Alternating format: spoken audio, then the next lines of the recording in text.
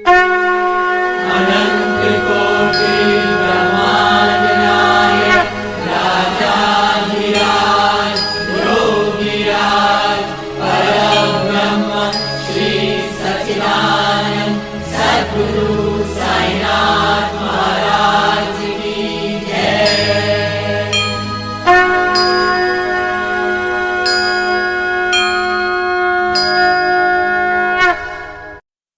ओम श्री साईनाथाय नमः।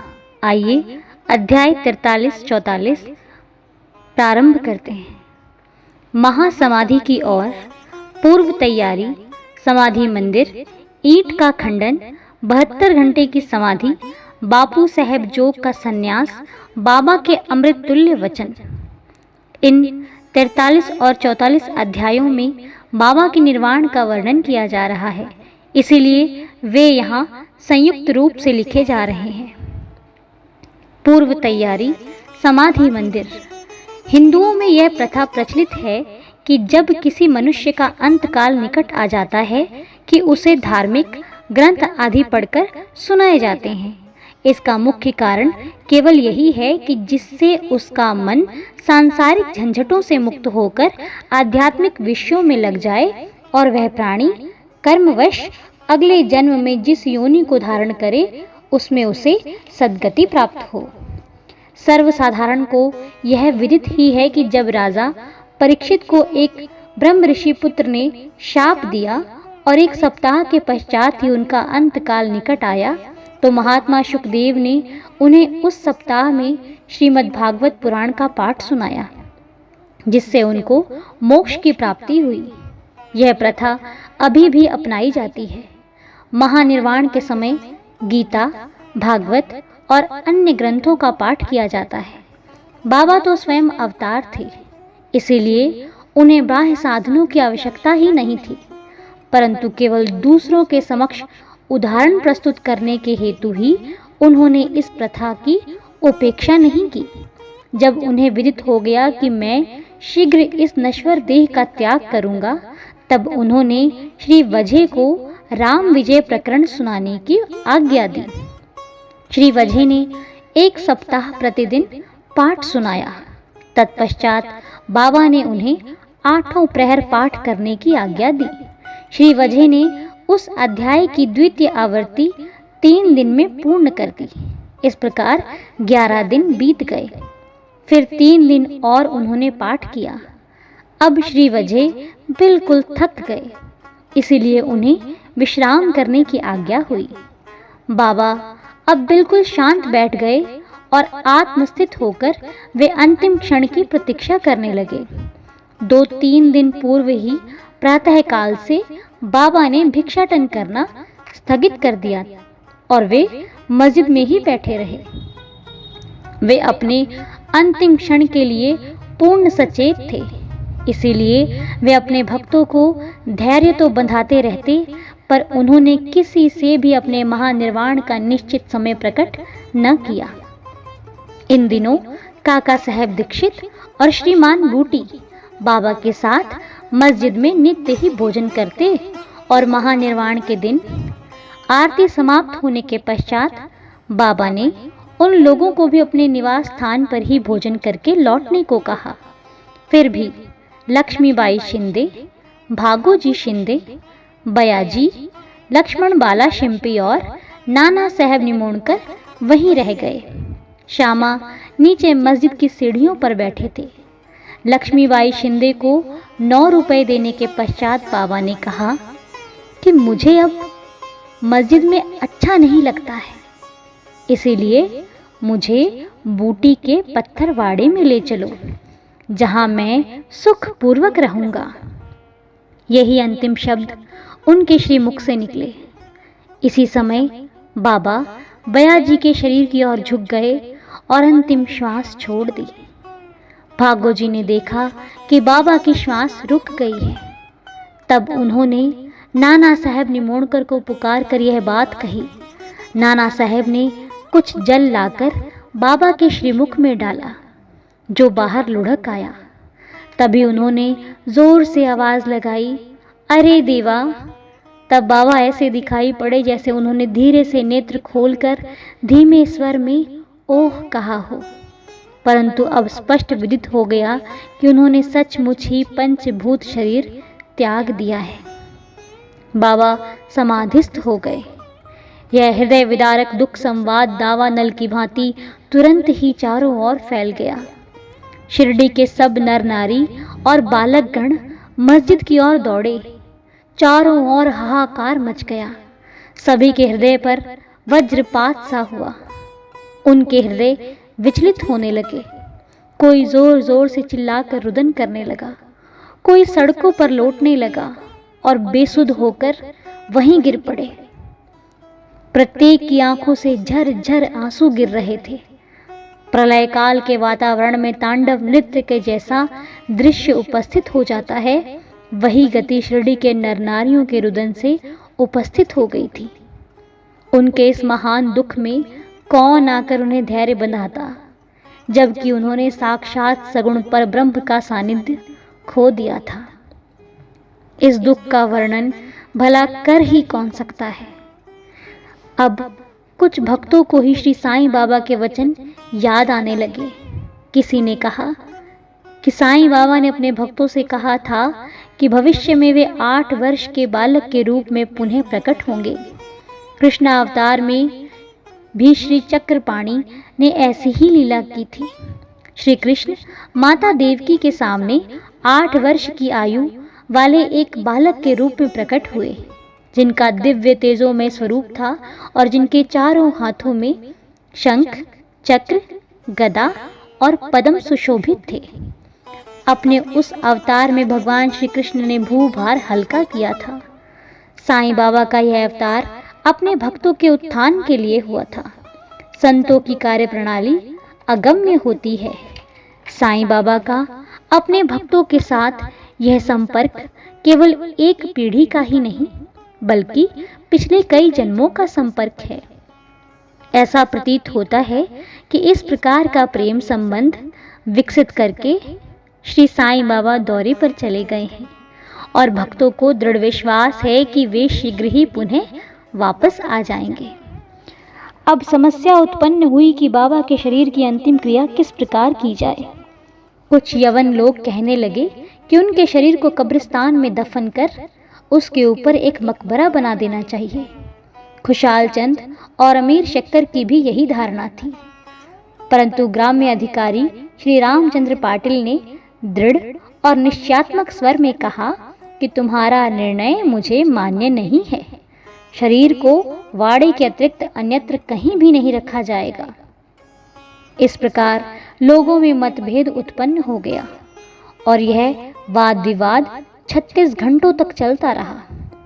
बुधवार के दिन प्रातःकाल बाबा ने लक्ष्मण मामा जोशी को स्वप्न दिया और उन्हें अपने हाथ से खींचते हुए कहा कि शीघ्र उठो, बापू साहब समझता है कि मैं मृत हूँ, इसीलिए वो तो आएगा नहीं। तुम पूजन और काकड़ आरती करो। लक्ष्मण मामा ग्राम के ज्योतिषी श्यामा के मामा तथा एक कर्मठ ब्राह्मण थे। वे नित्य प्रातःकाल बाबा का पूजन किया करते। तत्पश्चात ही ग्राम देवियों और देवताओं की उनकी बाबा पर दृढ़ निष्ठा थी, इसीलिए इस दृष्टांत के पश्चात वे पूजन की समस्त सामग्री लेकर वहां आए। ज्यों ही उन्होंने बाबा के मुख का आवरण हटाया तो उस निर्जीव अलौकिक महान प्रदीप्त प्रतिभा के दर्शन कर वे स्तब्ध रह गए, मानो हिमांशु ने उन्हें अपने पाश में आबद्ध करके जड़वत्त बना दिया हो। स्वप्न की स्मृति ने उन्हें अपना कर्तव्य करने को प्रेरित कर दिया। फिर उन्होंने मौलवियों के विरोध का भी कुछ चिंतन न कर विधिवत पूजन और काकड़ आरती की। दोपहर बापू साहब जोग भी अन्य भक्तों के साथ आए और सदैव की भांति मध्याह्न आरती की। बाबा के अंतिम श्री वचनों को आदर पूर्वक स्वीकार करके लोगों ने उनके शरीर को बूटीवाड़े में ही रखने का निश्चय किया और वहां का मध्य भाग खोदना आरंभ कर दिया। मंगलवार की संध्या को राहता से सब इंस्पेक्टर और भिन्न भिन्न स्थानों से अनेक लोग आकर वहां एकत्रित हुए। सब लोगों ने उस प्रस्ताव को स्वीकार कर लिया। दूसरे दिन प्रातःकाल बंबई से अमीर भाई और कोपर गांव से मामलेदार भी वहां आ पहुंचे। उन्होंने देखा कि लोग अभी भी एक मत नहीं हैं। तब उन्होंने मतदान करवाया और पाया गया कि अधिकांश लोगों को बहुमत वाड़े के पक्ष में ही है।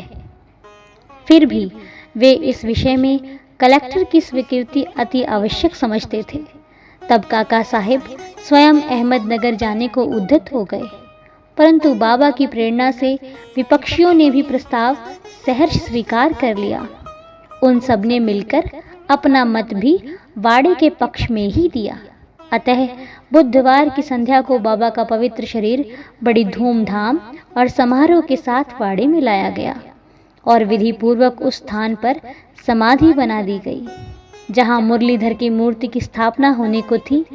सच तो ये है कि बाबा मुरलीधर बन गए और वाड़ा समाधि मंदिर एवं भक्तों का एक पवित्र देव स्थान जहां अनेकों भक्त आया जाया करते हैं और अभी भी नित्य प्रति वहां आकर सुख और शांति प्राप्त करते हैं। बाला साहेब भाटे और बाबा के अनन्य भक्त श्री उपासनी ने बाबा की विधिवत अंतिम क्रिया की।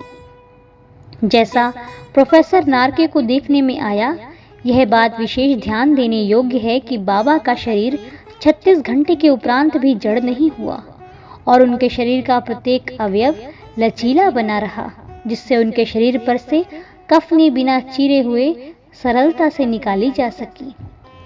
ईंट का खंडन। बाबा के निर्वाण के कुछ समय पूर्व एक अपशकुन हुआ जो इस घटना की पूर्व सूचना स्वरूप था।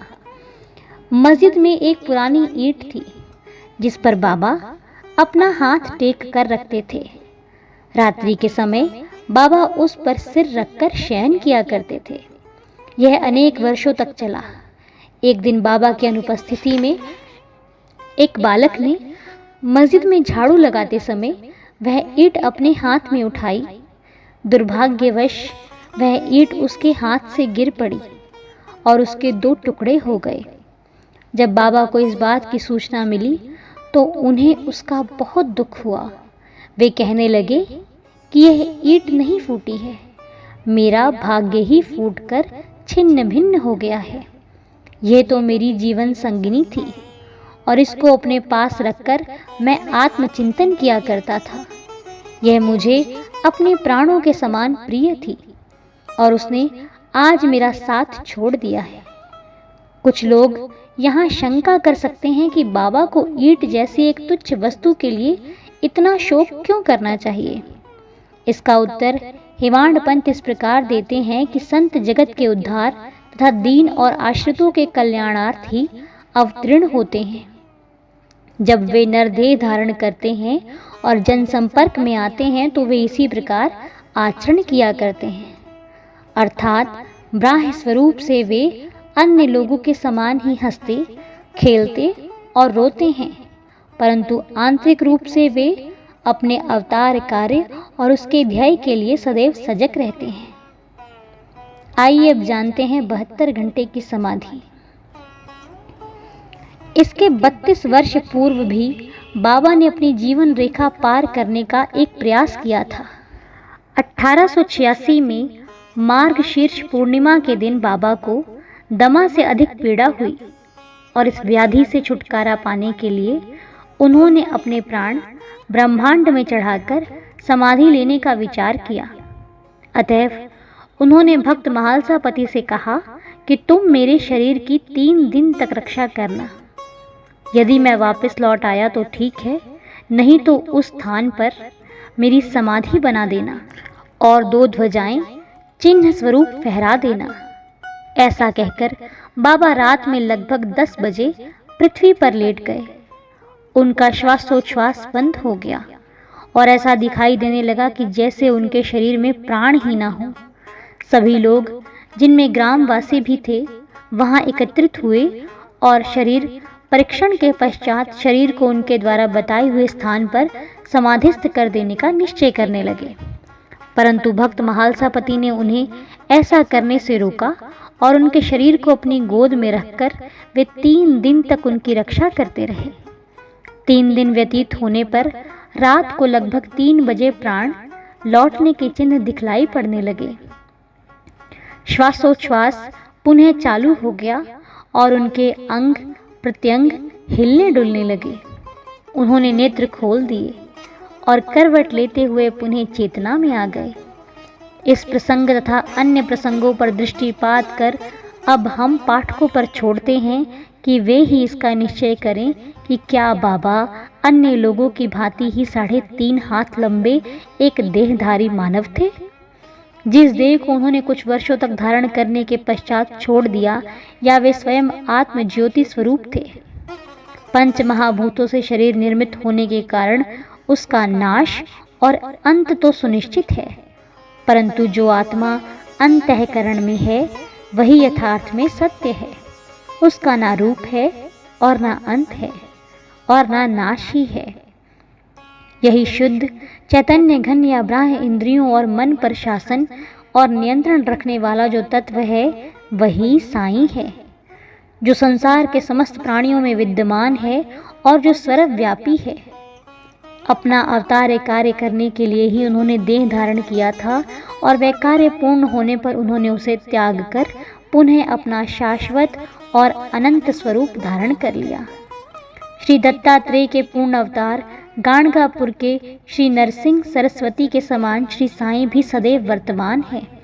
उनका निर्वाण तो एक औपचारिक सी बात है। वे जड़ और चेतन में व्याप्त हैं तथा सर्वभूतों के अंतःकरण के संचालक और नियंत्रण करता है। इसका अभी भी अनुभव किया जा सकता है और अनेकों के अनुभव में भी आ चुका है, जो अनन्य भाव से उनके शरणागत हो चुके हैं और जो पूर्ण अंतःकरण से उनके उपासक हैं। यद्यपि बाबा का स्वरूप अब देखने को नहीं मिल सकता, फिर भी यदि हम शिरडी जाएं तो हमें वहां उनका जीवित सदृश चित्र मस्जिद द्वारिका माई को शोभायान करते हुए अभी भी देखने में आएगा। यह चित्र बाबा के एक प्रसिद्ध भक्त कलाकार श्री श्याम राव जयकर ने बनाया था। एक कल्पनाशील और भक्त दर्शक को यह चित्र अभी भी बाबा के साक्षात दर्शन के समान ही संतोष और सुख पहुंचाता है। बाबा अब देह में स्थित नहीं हैं, परंतु वे सर्वभूतों में व्याप्त हैं और भक्तों का कल्याण पूर्वतः ही करते हैं, करते रहेंगे, जैसा कि वे सदैव रहकर किया करते थे। बाबा अमर हैं, चाहे वे नरदेह धारण कर लें, जो कि एक आवरण मात्र है, परंतु वे तो स्वयं भगवान श्री हरि हैं, जो समय समय पर भूतल पर अवतीर्ण होते हैं। बापू साहेब जोग का संन्यास।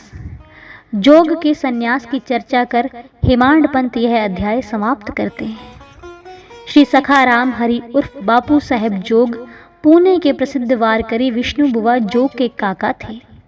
वे लोक निर्माण विभाग PWD में पर्यवेक्षक थे। सेवानिवृत्ति के पश्चात वे सप्तनीक शिरडी आकर रहने लगे। उनके कोई संतान न थी। पति और पत्नी दोनों की ही साईं चरणों में अटल श्रद्धा थी। वे दोनों उनकी पूजा और सेवा करने में ही अपने दिन व्यतीत किया करते थे। मेघा की मृत्यु के पश्चात बापू साहेब जोग ने बाबा की महासमाधि पर्यंत मस्जिद और चावड़ी में आरती की। उनको साठेवाड़ा में श्री ज्ञानेश्वर और एकनाथी भागवत का वाचन तथा उसका भावार्थ श्रोताओं को समझाने का कार्य भी दिया गया था। इस प्रकार अनेक वर्षों तक सेवा करने के पश्चात उन्होंने एक बार बाबा से प्रार्थना की कि हे मेरे जीवन के एकमात्र आधार, आपके पूजनीय चरणों का दर्शन कर समस्त प्राणियों को परम शांति का अनुभव होता है। मैं इन श्री चरणों की अनेक वर्षों से निरंतर सेवा कर रहा हूँ, परंतु ऐसा क्या कारण है कि मैं उनकी शीतलता से वंचित हूँ? मेरे इस जीवन में कौन सा सुख है? यदि मेरा चंचल मन शांत और स्थिर बनकर आपके श्री चरणों में लीन नहीं हो, क्या इतने वर्षों का मेरा संत समागम व्यर्थ ही जाएगा? मेरे जीवन में वो शुभ घड़ी कब आएगी जब आपकी कृपा दृष्टि मुझ पर भी होगी? भक्त की प्रार्थना सुनकर बाबा को दया आ गई। उन्होंने उत्तर दिया कि थोड़े ही दिनों में अब तुम्हारे अशुभ कर्म समाप्त हो जाएंगे। तथा पाप और पुण्य जलकर शीघ्र ही भस्म हो जाएंगे। मैं तुम्हें उस दिन ही भाग्यशाली समझूंगा जिस दिन तुम ऐन्द्रिक विषयों को तुच्छ जानकर समस्त पदार्थों से विरक्त होकर पूर्ण अनन्य भाव से ईश्वर की भक्ति कर संन्यास धारण कर लोगे। कुछ समय पश्चात बाबा के वचन सत्य सिद्ध हुए। उनकी स्त्री का देहांत हो जाने पर उनकी अन्य कोई जिम्मेदारी शेष न रही। अब वे स्वतंत्र हो गए और उन्होंने अपनी मृत्यु के पूर्व संन्यास धारण कर अपने जीवन का लक्ष्य प्राप्त कर लिया। बाबा के अमृत तुल्य वचन। दयानिधि कृपालु श्री साईं समर्थ ने मस्जिद में अनेक बार निम्नलिखित अमृत वचन कहे थे। बाबा ने कहा था कि जो मुझे अत्यधिक प्रेम करता है वह सदैव मेरा दर्शन पाता है। उसके लिए मेरे बिना सारा संसार ही सूना है। वह केवल मेरा ही लीला गान करता है। वह सततः मेरा ही ध्यान करता है और सदैव मेरा ही नाम जपता है। जो पूर्ण रूप से मेरी शरण में आ जाता है और सदा मेरा ही स्मरण करता है, अपने ऊपर उसका यह ऋण मैं उसे मुक्ति प्रदान करके चुका दूंगा। जो मेरा ही चिंतन करता है और मेरा प्रेम ही जिसकी भूख और प्यास है, और जो पहले मुझे अर्पित किए बिना कभी कुछ भी नहीं खाता, मैं उसके अधीन हूँ। जो इस प्रकार मेरी शरण में आता है वह मुझसे मिलकर उसी तरह एकाकार हो जाता है जिस तरह नदियाँ समुद्र में मिलकर तदाकार हो जाती हैं। अतएव महत्ता और अहंकार का सर्वथा परित्याग करके तुम्हें मेरे प्रति जो तुम्हारे हृदय में आसीन है पूर्ण रूप से समर्पित हो जाना चाहिए। यह मैं कौन है? श्री साईं बाबा ने अनेक बार समझाया कि ये मैं कौन है। इस मैं को ढूंढने के लिए अधिक दूर जाने की आवश्यकता नहीं है। तुम्हारे नाम और आकार से परे मैं तुम्हारे अंतःकरण और समस्त प्राणियों में चैतन्य घन स्वरूप में विद्यमान हूँ और यही मैं का स्वरूप है। ऐसा समझकर तुम अपने तथा समस्त प्राणियों में मेरा ही दर्शन करो। यदि तुम इसका नित्य प्रति अभ्यास करोगे तो तुम्हें मेरी सर्वव्यापकता का अनुभव शीघ्र हो जाएगा और मेरे साथ अभिन्नता प्राप्त हो जाएगी। अतः हिमांड पंत पाठकों को नमन कर उनसे प्रेम और आदर पूर्वक विनम्र प्रार्थना करते हैं कि उन्हें समस्त देवताओं, संतों और भक्तों का आदर करना चाहिए। बाबा सदैव कहा करते थे कि जो दूसरों को पीड़ा पहुंचाता है वह मेरे हृदय को दुख देता है तथा मुझे कष्ट पहुंचाता है। इसके विपरीत जो स्वयं कष्ट सहन करता है वह मुझे अधिक प्रिय है। बाबा समस्त प्राणियों में विद्यमान है और उनकी हर प्रकार से रक्षा करते हैं। समस्त जीवों से प्रेम करो, यही उनकी आंतरिक इच्छा है। इस प्रकार का विशुद्ध अमृततुल्य स्रोत उनके श्रीमुख से सदैव झरता रहता था। अतः जो प्रेम पूर्वक बाबा का लीला गान करेंगे या उन्हें भक्ति पूर्वक श्रवण करेंगे, उन्हें साईं से अवश्य ही अभिन्नता प्राप्त होगी। श्री सद्गुरु साईनाथार्पणमस्तु। शुभम भवतु। अध्याय 43-44 संपूर्ण। ओम श्री साईनाथाय नमः।